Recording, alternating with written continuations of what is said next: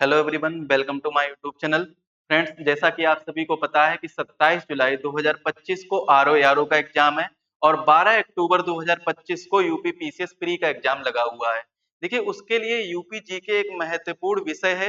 9 से 10 क्वेश्चन पूछे जाते हैं। इसमें हम एक क्लास ले चुके हैं। आज जो हमारी क्लास है वो दूसरी क्लास है। इसमें कुल हम 14 टॉपिक को पढ़ेंगे, जिसमें एक दिन की क्लास में हम एक टॉपिक कवर करेंगे। और आज की क्लास में जो हमारा टॉपिक रहने वाला है वो प्रशासन एवं राजनीति से संबंधित है। इससे पहली क्लास में हमने उत्तर प्रदेश का परिचय पढ़ा था और परिचय में मैंने सारी चीजें आपको बता दी थी डिटेल से। और एक से दो क्वेश्चन हर एग्जाम में वहां पर पूछे जाते हैं, चाहे आप यूपी ट्रिपल एससी की तैयारी कर रहे हो, यूपी ट्रिपल एससी लेखपाल का एग्जाम हो, बीडीओ का एग्जाम हो। यूपी ट्रिपल एससी जितने भी एग्जाम कराता है यूपी जी के बहुत ही अच्छी खासी पूछता है और लगभग 20 क्वेश्चन उसमें पूछे जाते हैं। तो यूपी ट्रिपल एससी एग्जाम के लिए बहुत ही ज्यादा महत्वपूर्ण है। लेकिन हमारा यहाँ पर मेन फोकस है यूपी पीसीएस प्री के लिए, और यूपी पीसीएस का जो आरओ का प्री एग्जाम है उसके लिए मेन फोकस है। तो उसी के लिए हम आपको ये कंप्लीट सिलेबस कराने वाले हैं। बिल्कुल फ्री ऑफ कॉस्ट में ये क्लासेस रहती हैं। आप इसमें जरूर जुड़िएगा और चैनल को सब्सक्राइब कर लीजिएगा। जितने भी साथी चैनल पर नए हैं, चैनल को सब्सक्राइब करिए और बेल आइकन को प्रेस करिए, जिससे वीडियो की लेटेस्ट नोटिफिकेशन सबसे पहले आपके पास पहुंचे। चलिए स्टार्ट करते हैं। आज हम क्या पढ़ने वाले हैं? उत्तर प्रदेश की राजनीति और प्रशासन के बारे में। तो उत्तर प्रदेश की राजनीति, इसमें हम क्या क्या पढ़ेंगे? उत्तर प्रदेश में विधानसभा से संबंधित सीटों के बारे में, विधानसभा संबंधित जितने भी तथ्य बनेंगे उनसे संबंधित चीजें पढ़ेंगे, विधान परिषद से संबंधित पढ़ेंगे, लोकसभा और राज्यसभा से संबंधित तथ्यों के बारे में पढ़ेंगे। इसके बाद में हम उत्तर प्रदेश के मुख्यमंत्री से संबंधित तथ्यों के बारे में जानेंगे। तो आज का जो हमारा लेक्चर है बहुत ही ज्यादा महत्वपूर्ण रहने वाला है। इसमें एक क्वेश्चन तो लगभग हर एग्जाम में पूछा जाता है, तो इस चीज का आप लोग विशेष ध्यान रखेंगे। तो सबसे पहले हम क्या समझते हैं उत्तर प्रदेश में राजनीति और प्रशासन में? हम आगे बढ़ने से पहले सबसे पहले आपको समझना होगा कि विधानमंडल क्या होता है। देखिए, कई राज्यों में द्विसदनीय विधानमंडल है। जिस प्रकार से केंद्र सरकार में द्विसदनात्मक है, उसी प्रकार से राज्यों में भी द्विसदनात्मक प्रणाली है। जैसे कि कितने राज्यों में है? 6 राज्यों में। उसके बारे में भी हम चर्चा करेंगे। अगर हम बात कर लेते हैं विधानमंडल की, किसके बारे में बात करें? विधानमंडल के बारे में बात करें तो विधानमंडल संविधान के अनुच्छेद 168 में इसकी चर्चा की गई है। कितने में की गई है? अनुच्छेद 168 में विधानमंडल की चर्चा की गई थी। यहाँ पर किसी पर्टिकुलर राज्य की बात नहीं हो रही, बल्कि प्रत्येक विधानमंडल, चाहे किसी भी राज्य का विधानमंडल हो, अगर उसका पूछा जाए कि विधानमंडल की जो चर्चा है वो कौन से अनुच्छेद में है? अनुच्छेद 168 के अंतर्गत है। और देखिए, विधानमंडल में जब हम बात करते हैं तो विधानसभा, विधानसभा की चर्चा किसमें है? अनुच्छेद 170 में है। और विधान परिषद की बात करें तो अनुच्छेद 171 में विधान परिषद के बारे में चर्चा की गई है। भारत में विधान परिषद वाले राज्यों की संख्या कितनी है? 6 है। मतलब भारत में केवल 6 राज्य हैं जहां पर विधान परिषद है। अब वो कौन कौन से राज्य हैं? उत्तर प्रदेश, बिहार, तेलंगाना, कर्नाटक, महाराष्ट्र और आंध्र प्रदेश, ये 6 राज्य हैं। जैसे लिखा हुआ है उत्तर प्रदेश, बिहार, तेलंगाना, महाराष्ट्र, कर्नाटक और आंध्र प्रदेश, इन 6 राज्यों में विधान परिषद पाई जाती है। मतलब क्या है? जिस प्रकार से केंद्र सरकार में द्विसदनात्मक प्रणाली चलती है, उसी प्रकार से राज्य सरकार में भी इन 6 राज्यों में द्विसदन पाए जाते हैं। यानी अगर हम बात कर लेते हैं, जैसे लोकसभा और राज्यसभा 2 सदन होते हैं। किसके लिए? संसद के। संसद की अगर बात करें, संसद के कितने सदन होते हैं? 2 सदन होते हैं। एक होता है लोकसभा, जिसे निम्न सदन कहते हैं, और एक होता है राज्यसभा। राज्यसभा को क्या कहते हैं? उच्च सदन कहते हैं। इसी प्रकार से विधानमंडल में भी विधान परिषद जो होता है ये उच्च सदन होता है, और विधानमंडल जो होता है वो निम्न सदन होता है। इस चीज का आप लोग विशेष याद रखेंगे। और विधान परिषद अनुच्छेद 171 में इसके बारे में चर्चा की गई है। किसमें चर्चा की गई? अनुच्छेद 171 में। उत्तर प्रदेश के विधानमंडल की अगर बात की जाए तो उत्तर प्रदेश में क्या दिया गया कि जिस प्रकार देश में संसद द्विसदनात्मक है, उसी प्रकार से उत्तर प्रदेश में भी जो विधानमंडल है वो भी द्विसदनात्मक है। क्योंकि यहाँ पर विधानसभा भी पाई जाती है और विधान परिषद भी पाया जाता है। दोनों सदन पाए जाते हैं, विधानसभा और विधान परिषद की बात करते हैं। तो विधानमंडल में अगर बात करें तो सबसे पहला आता है विधानसभा के बारे में। अगर क्वेश्चन यहाँ पर क्या पूछा जा सकता है? क्वेश्चन ये पूछा जा सकता है कि उत्तर प्रदेश की विधानसभा का चर्चा विधानसभा की चर्चा किस अनुच्छेद के अंतर्गत की गई है और विधान परिषद की चर्चा किस अनुच्छेद के अंतर्गत की गई है। तो ऐसे क्वेश्चन पूछे जा सकते हैं जो कि मैंने पहले आपको बताए हुए हैं। अगर विधानमंडल की बात करें तो अनुच्छेद 168 हो जाएगा, विधानसभा अनुच्छेद 170 और विधान परिषद अनुच्छेद 171 में आ जाएगा। विधानसभा में कुल कितनी सीटें हैं? 403 सीटें हैं। उत्तर प्रदेश में विधानसभा में कुल कितनी सीटें हैं? 403 सीटें हैं। एक क्वेश्चन आप लोगों को कमेंट में बताना है कि जब उत्तराखंड अलग नहीं हुआ था, उत्तर प्रदेश का विभाजन नहीं हुआ था, तब उत्तर प्रदेश में विधानसभा की कितनी सीटें थी। तो आप लोग जल्दी से कमेंट में बताइए उत्तर प्रदेश में कितनी विधानसभा सीटें थी, ये चीज आप लोग कमेंट में बताएंगे। और जो उत्तराखंड है इसका निर्माण कब हुआ था? पहली क्लास में बताया था 9 नवंबर 2000 में। सन 9 नवंबर 2000 में उत्तराखंड अलग हुआ था उत्तर प्रदेश। कितने जिलों के साथ? 13 जिलों के साथ अलग हुआ था। अब विधान परिषद की अगर बात करते हैं तो विधान परिषद में टोटल 100 सीटें हैं। कितनी सीटें हैं? 100 सीटें हैं। विधान परिषद का गठन कब होता है? उत्तर प्रदेश में विधान परिषद का गठन कब होता है? उत्तर प्रदेश में विधान परिषद का गठन होता है 1937 में। और क्वेश्चन ये भी पूछा जा सकता है कि राज्यसभा का गठन कब होता है। अगर देश की बात करें तो देश में राज्यसभा का गठन कब होता है, ये क्वेश्चन पूछा जाता है। तो आप लोग कमेंट में बताएंगे एक बार। राज्यसभा का गठन होता है 1952 में। 1952 में क्या होता है? राज्यसभा का गठन होता है। जबकि अगर उत्तर प्रदेश के विधान परिषद की बात करें तो 1937 में इसका गठन होता है। विधान परिषद में 100 सीटें होती हैं और विधानसभा में 403 सीटें हैं। इस चीज का भी आप लोग याद रखेंगे, यहां से क्वेश्चन पूछा जाता है। अब हम चर्चा करेंगे विधानसभा की सीटों के बारे में, डिटेल से जानेंगे क्योंकि यहां से क्वेश्चन पूछ लिए जाते हैं। तो टोटल सीटें कितनी है? 403 सीटें हैं। और आरक्षित सीट इसमें से कितनी है? 86 सीटें हैं जो वो आरक्षित हैं, जिसमें 84 सीटें अनुसूचित जाति के लिए और 2 सीटें मात्र अनुसूचित जनजाति के लिए आरक्षित हैं। कितनी?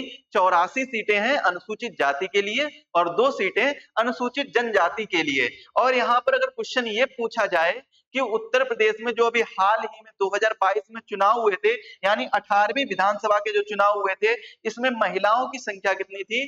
47 इसमें महिलाओं की संख्या थी। कितनी? 47। तो यहाँ से भी क्वेश्चन ये पूछा जा सकता है। इस बार कई बार एग्जाम में पूछा भी गया है। जैसे जो भी हाल ही में चुनाव होते हैं वहां पर महिलाओं की संख्या, जो आरक्षित सीटों की संख्या होती है, वहां पर क्वेश्चन पूछ लिए जाते हैं। इसके बाद में विधानसभा में ही देखिए, उत्तर प्रदेश में सर्वाधिक विधानसभा क्षेत्र वाला जिला कौन सा है, जहां पर सबसे ज्यादा सर्वाधिक विधानसभा सीटें हैं? तो वो कौन सा जिला है? प्रयागराज। कितनी सीटें हैं? 12 सीटें हैं। इसमें 12 सीटें हैं प्रयागराज जिले में, तो सर्वाधिक सीटों वाला जिला हो जाता है। और उत्तर प्रदेश में सबसे कम विधानसभा क्षेत्र वाला जिला कौन सा है? तो श्रावस्ती, हमीरपुर और इसके बाद में महोबा और चित्रकूट, ये जो हैं ये सबसे कम सीटों वाले जिले हैं। इनमें 2-2 सीटें पाई जाती हैं। कितनी सीटें? 2-2 सीटें, प्रत्येक जिले में 2 सीटें हैं। इसके बाद में उत्तराखंड बनने से पहले उत्तर प्रदेश में विधानसभा के सीटों की संख्या कितनी थी? 425 थी। इससे पहले मैंने ये क्वेश्चन पूछा भी था आपसे। तो कितनी सीटें थी? 425। इसके बाद में राजर्षि पुरुषोत्तम दास टंडन उत्तर प्रदेश विधानसभा के प्रथम अध्यक्ष चुने गए थे। कब चुने गए थे? जुलाई 1937 में। जुलाई 1937 में राजर्षि पुरुषोत्तम दास टंडन जो है उत्तर प्रदेश विधानसभा के पहले अध्यक्ष के रूप में चुने गए थे। और ये कब तक रहे थे? 19 अगस्त 1950 तक रहे थे। सतीश महाना वर्तमान में उत्तर प्रदेश के विधानसभा के अध्यक्ष हैं। ये भी क्वेश्चन पूछा जाता है कि वर्तमान में उत्तर प्रदेश की विधानसभा के अध्यक्ष कौन है? तो कौन है? सतीश महाना। इस चीज का भी आप लोग याद रखेंगे। यहाँ पर जितने भी क्वेश्चन इंपॉर्टेंट हैं जो बनेंगे वो मैं आपको कवर करा रहा हूँ। इसके बाद बात करते हैं विधानसभा में और भी 2 फैक्ट हैं। श्री आत्माराम गोविंद खेर और श्री केसरीनाथ त्रिपाठी विधानसभा में सर्वाधिक 3 बार अध्यक्ष बन चुके हैं। कितने बार? 3 बार दोनों लोग अध्यक्ष बन चुके हैं। तो कौन कौन है? आत्माराम गोविंद खेर और केसरीनाथ त्रिपाठी जी जो हैं वो विधानसभा में 3 बार अध्यक्ष चुने जा चुके हैं। 3 बार। श्री बनारसी दास और श्रीपति मिश्रा उत्तर प्रदेश विधानसभा के ऐसे अध्यक्ष थे जो बाद में प्रदेश के मुख्यमंत्री भी बने। तो ये दोनों नाम भी आप लोग याद रखिएगा। श्री बनारसी दास और श्रीपति मिश्रा, ये उत्तर प्रदेश विधानसभा के ऐसे अध्यक्ष थे जो बाद में उत्तर प्रदेश के मुख्यमंत्री बने। अच्छा, एक क्वेश्चन अभी आप लोग कमेंट में बताइए कि उत्तर प्रदेश के पहले मुख्यमंत्री का नाम क्या है? जल्दी से कमेंट में आप लोग बता दीजिए। इसका आंसर भी बाद में आपको मिल जाएगा कि उत्तर प्रदेश में पहले जो मुख्यमंत्री थे वो कौन है। अब हम बात करते हैं विधान परिषद के बारे में। तो विधान परिषद में कुल कितनी सीटें होती हैं? 100 सीटें होती हैं, जिसमें से 90 सीटें जो है वो कैसी हैं? निर्वाचित हैं, और 10 सीटें मनोनीत हैं। अब यहाँ पर आपको एक क्वेश्चन गूंज रहा होगा माइंड में कि सर 403 जो सीटें हैं वो किसमें थी? विधानसभा में। किसमें सीटें थी? विधानसभा में। तो क्या विधानसभा में मनोनीत सीटें नहीं है? 2 सीटें मनोनीत होती थी पहले, वो कौन सी होती थी? Anglo Indian. एंग्लो इंडियन की जो मनोनीत सीटें होती थी वो अब क्या कर दी गई? वो खत्म कर दी गई है। कौन से संविधान संशोधन? 104वें कॉन्स्टिट्यूशनल अमेंडमेंट एक्ट के तहत 2 एंग्लो इंडियन जो सीटें थी वो खत्म कर दी गई हैं। अब ना ही तो लोकसभा में एंग्लो इंडियन की जो मनोनीत सीटें हैं, और ना ही तो विधानसभा में, किसी भी राज्य की विधानसभा में मनोनीत सीटें अब नहीं है। अब क्या है? इनको खत्म कर दिया गया है, ये चीज आप लोग याद रखेंगे। अब यहाँ पर बात करते हैं मनोनीत सीटें। यहाँ पर तो आपने सर बता दिया कि जो 2 सीटें मनोनीत हुआ करती थी पहले वो एंग्लो इंडियन की थी। तो ये जो 10 सीटें हैं मनोनीत, ये कौन सी सीटें होती हैं? तो एक वर्ड याद रखिए आप लोग। क्या वर्ड याद रखेंगे? क्लास। क्लास, ये क्लास वर्ड है जो इसको याद रखिए। इसमें जो सी है, सी का मतलब कुछ नहीं है। एल का मतलब क्या हो जाएगा? लिटरेचर। लिटरेचर मतलब क्या हो जाएगा? साहित्य हो जाएगा। ए का मतलब क्या हो जाएगा? आर्ट। ए का मतलब क्या हो जाएगा? आर्ट यानी कला। यस का मतलब क्या हो जाएगा? साइंस यानी विज्ञान के क्षेत्र में, विज्ञान। और यस का, एक यस का मतलब हो जाएगा सोसाइटी या सोशल।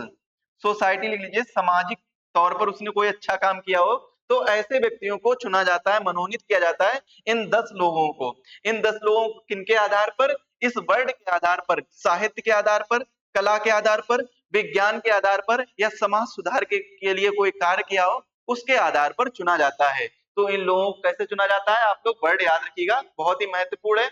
इसके बाद में सदस्यों का जो चुनाव होता है, इनका विभिन्न निर्वाचन क्षेत्रों से चुना जाता है, जैसे कि विधानसभा निर्वाचन क्षेत्र, स्थानीय निकाय निर्वाचन क्षेत्र, शिक्षक निर्वाचन क्षेत्र और स्नातक निर्वाचन क्षेत्र से इनको चुना जाता है। कौन कौन से हैं? एक चुना जाता है विधानसभा निर्वाचन क्षेत्र। जो विधानसभा निर्वाचन क्षेत्र होते हैं वहां से इनके विधान परिषद के सदस्यों को चुना जाता है। स्थानीय निकाय निर्वाचन क्षेत्र, जो लोकल सेल्फ गवर्नमेंट बॉडीज होती हैं उनसे चुना जाता है। और इसके बाद में स्नातक निर्वाचन क्षेत्र से चुना जाता है। शिक्षक निर्वाचन क्षेत्र से इनको चुना जाता है। इन चीजों का भी आप लोग ध्यान रखेंगे। और मनोनयन कैसे होता है? इसके अलावा राज्यपाल द्वारा 1/6 सदस्यों को कला, विज्ञान, साहित्य और समाज सेवा में विशेषज्ञता वाले लोगों को मनोनीत किया जाता है, जो कि मैं पहले ही आपको बता चुका हूं।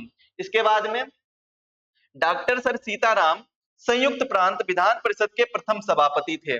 देखिए, जो राज्यसभा होता है, राज्यसभा विधानसभा की तरह ही काम करता है। राज्यसभा, इसमें जो सभापति होता है वो कौन होता है? सभापति। सभापति जो होता है वो वाइस प्रेसिडेंट होता है। कौन होता है? वाइस प्रेसिडेंट होता है। जबकि डॉक्टर सर सीताराम संयुक्त प्रांत विधानसभा के प्रथम सभापति थे। इस चीज का आप लोग याद रखेंगे। और यहाँ पर देखिए, जो विधान परिषद होता है इसमें कोई उपराज्यपाल जो होता है, उपराज्यपाल यहाँ पर इसका सभापति नहीं होता बल्कि अलग से चुना जाता है। तो श्री चंद्रभाल उत्तर प्रदेश विधान परिषद के प्रथम सभापति थे। इसके बाद में देखिए, यहाँ पर बात हुई है संयुक्त प्रांत। किसकी बात हुई है? संयुक्त प्रांत। यानी जो ये 1950 के पहले की बात है। किसकी बात है? 1950 के पहले की बात, यानी जब संयुक्त प्रांत था 1937 की बात है ये। और इसके बाद में श्री चंद्रभाल उत्तर प्रदेश विधान के प्रथम सभापति थे। किसके? उत्तर प्रदेश विधान परिषद के। जब उत्तर प्रदेश का गठन हो गया था, पहली ही क्लास में बताया था उत्तर प्रदेश का गठन कब हुआ था? 24 जनवरी 1950 को हुआ था। इसीलिए 24 जनवरी को उत्तर प्रदेश अपना स्थापना दिवस मनाता है। इसके बाद में कुंवर मानवेंद्र सिंह वर्तमान में उत्तर प्रदेश विधान परिषद के सभापति हैं। कौन? कुंवर मानवेंद्र सिंह। कुंवर मानवेंद्र सिंह जो है वो क्या है? वर्तमान में उत्तर प्रदेश के विधान परिषद के सभापति हैं। और ये कैसे हैं? प्रोटेम स्पीकर के तौर पर चुने गए हैं। डॉक्टर दिनेश शर्मा विधान परिषद में नेता के सदस्य हैं। और संजय लाठर विधान परिषद में नेता विरोधी दल के अध्यक्ष हैं या फिर नेता हैं, विरोधी दल के जो नेता हैं। ये चीज आप लोग याद रखेंगे। इसके बाद में अगला देखिए क्या बनता है। अब हम बात करते हैं लोकसभा और राज्यसभा से संबंधित तथ्यों के बारे में। जो उत्तर प्रदेश में लोकसभा की सीटें कितनी हैं, ओवरऑल सीटें कितनी हैं, उनके बारे में चर्चा करते हैं। देखिए, लोकसभा और राज्यसभा के संबंधित तथ्यों के बारे में बात करें तो लोकसभा जो है वो कितनी सीटें हैं, कुल सदस्य 80 हैं। उत्तर प्रदेश में सबसे ज्यादा लोकसभा सीटें हैं, कितनी, 80। और राज्यसभा की सीटें कितनी है, 31 हैं। राज्यसभा की सीटें 31 हैं और लोकसभा की 80 सीटें हैं। और लोकसभा की सीटों के बारे में बात करें तो 17 सीटें जो हैं वो कैसी हैं, आरक्षित सीटें हैं, जिसमें से अनुसूचित जाति की 17 की 17 हैं, अनुसूचित जनजाति की एक भी सीट है आरक्षित नहीं है। इसके बाद में हम एक चीज और जान लेते हैं, लोकसभा में कुल सीटें कितनी है, 543। कुल सीटें सर कितनी है, 543 हैं। और इसमें टोटल ओवरऑल 543 सीटों में 131 सीटें हैं जो आरक्षित हैं, जिसमें 84 सीटें हैं अनुसूचित जाति के लिए और 47 सीटें हैं अनुसूचित जनजाति के लिए। अनुसूचित जाति के लिए कितनी है, 84 सीटें। अनुसूचित जनजाति के लिए कितनी है, 47 सीटें। तो जाति के लिए 84 और जनजाति के लिए 47 सीटें हैं ओवरऑल। पूरे भारत में बात कर रहे हैं, भारत में जितनी भी सीटें 543, उसमें से 131 सीटें हैं वो आरक्षित सीटें हैं। लोकसभा और राज्यसभा से संबंधित तथ्यों को देखते हैं। अनुसूचित जाति के लिए आरक्षित लोकसभा सीटें जो उत्तर प्रदेश में है वो कितनी है, कुल 17 सीटें हैं। कहां कहां पर है, देखिए, नगीना, बुलंदशहर, हाथरस, आगरा, शाहजहांपुर, हरदोई, मिश्रिख और मोहनलालगंज, इटावा, जालौन, कौशाम्बी, बाराबंकी, बहराइच, बांसगांव, लालगंज, मछली शहर, रॉबर्ट्सगंज यानी सोनभद्र। अनुसूचित जनजाति के लिए उत्तर प्रदेश में कोई भी लोकसभा सीट आरक्षित नहीं है, मतलब एक भी सीट अनुसूचित जनजाति के लिए लोकसभा की उत्तर प्रदेश में नहीं है। तो इसके बाद में अगला क्या है, अगला मुख्यमंत्री के बारे में है। मुख्यमंत्री देखिए, पंडित गोविंद बल्लभ पंत उत्तर प्रदेश के पहले मुख्यमंत्री हैं। पहले मुख्यमंत्री कौन है, पंडित गोविंद बल्लभ पंत। और इन्हीं के नाम से उत्तर प्रदेश में एक झील है, गोविंद बल्लभ पंत सागर। गोविंद बल्लभ पंत सागर। हालांकि इसके बारे में बाद में हम पढ़ाएंगे जब झीलों के बारे में बताएंगे। ये जो गोविंद बल्लभ पंत सागर झील है, ये उत्तर प्रदेश में कृत्रिम झील है, मतलब मानव निर्मित झील है ये। इसके बारे में कई बार क्वेश्चन पूछा जाता है और आप लोग कमेंट में बताएंगे ये किस जिले में स्थित है। उत्तर प्रदेश के किस जिले में गोविंद बल्लभ पंत सागर झील है जो वो स्थित है। इसके बाद में नारायण दत्त तिवारी उत्तर प्रदेश के एक ऐसे एकमात्र राजनीतिक थे जिन्होंने उत्तर प्रदेश के अलावा उत्तराखंड के भी मुख्यमंत्री पद को सुशोभित किया है। कौन, नारायण दत्त तिवारी। नारायण दत्त तिवारी उत्तर प्रदेश के भी मुख्यमंत्री रहे हैं और उत्तराखंड के भी मुख्यमंत्री रहे हैं। दोनों राज्यों के मुख्यमंत्री के पद को इन्होंने सुशोभित किया है नारायण दत्त तिवारी ने। और क्वेश्चन पूछा भी जाता है, यूपी ट्रिपल एससी एग्जाम में ये कई बार क्वेश्चन पूछा गया है। चौधरी चरण सिंह और विश्वनाथ प्रताप सिंह यानी बीपी सिंह। चौधरी चरण सिंह और बीपी सिंह ऐसे दो मुख्यमंत्री रहे हैं उत्तर प्रदेश के, जिन्होंने बाद में प्रधानमंत्री के पद को भी सुशोभित किया है। और ओवरऑल भारत में 6 ऐसे मुख्यमंत्री रहे हैं जिन्होंने बाद में प्रधानमंत्री के पद को भी सुशोभित किया है। तो आप लोग जल्दी से जल्दी कमेंट बताइए कि वो 6 मुख्यमंत्री कौन है जो अभी प्रधानमंत्री के पद को भी जिन्होंने सुशोभित किया है। और 3 नाम तो आपको बिल्कुल याद ही होंगे, 2 तो मैंने अभी बता दिए और एक जो वर्तमान में है। वर्तमान में जो है वो कौन है, नरेंद्र मोदी जी, जो कि गुजरात के मुख्यमंत्री थे। तो 3 नाम आप लोग जल्दी से बताइए। पंडित जवाहरलाल नेहरू, लाल बहादुर शास्त्री, इंदिरा गांधी, चौधरी चरण सिंह, राजीव गांधी, विश्वनाथ प्रताप सिंह, चंद्रशेखर और अटल बिहारी वाजपेयी उत्तर प्रदेश के ऐसे राजनीतिज्ञ थे जो बाद में उत्तर प्रदेश भारत के प्रधानमंत्री बने थे। उत्तर प्रदेश ने सबसे ज्यादा प्रधानमंत्री दिए हैं। इसके बाद में योगी आदित्यनाथ उत्तर प्रदेश के 21वें मुख्यमंत्री हैं और लगातार सबसे ज्यादा समय के लिए रहने वाले मुख्यमंत्री भी कौन बने हैं, योगी आदित्यनाथ जी बने हैं। सबसे लंबे समय तक इन्होंने मुख्यमंत्री बने रहने का रिकॉर्ड कायम किया है, क्योंकि अभी तक उत्तर प्रदेश में इतने समय तक कोई भी मुख्यमंत्री नहीं बना है। हमेशा कोई ना कोई, मतलब एक समय सीमा के बाद वो हट जाते थे, या तो 5 साल पूरे हो जाएंगे या तो 5 साल से कम में ही। लेकिन इन्होंने लगातार दूसरी बार मुख्यमंत्री पद को सुशोभित किया है और एक कार्यकाल जो इनका है वो भी टेन्योर भी पूरा हो रहा है, कंटिन्यूअसली पूरा हो रहा है, अभी कोई भी हटने की संभावना भी नहीं है। तो ये जो हमारा टॉपिक था, एक छोटा सा टॉपिक था उत्तर प्रदेश का राजनीति एवं प्रशासन, जो कि यहाँ पर आज कवर होता है।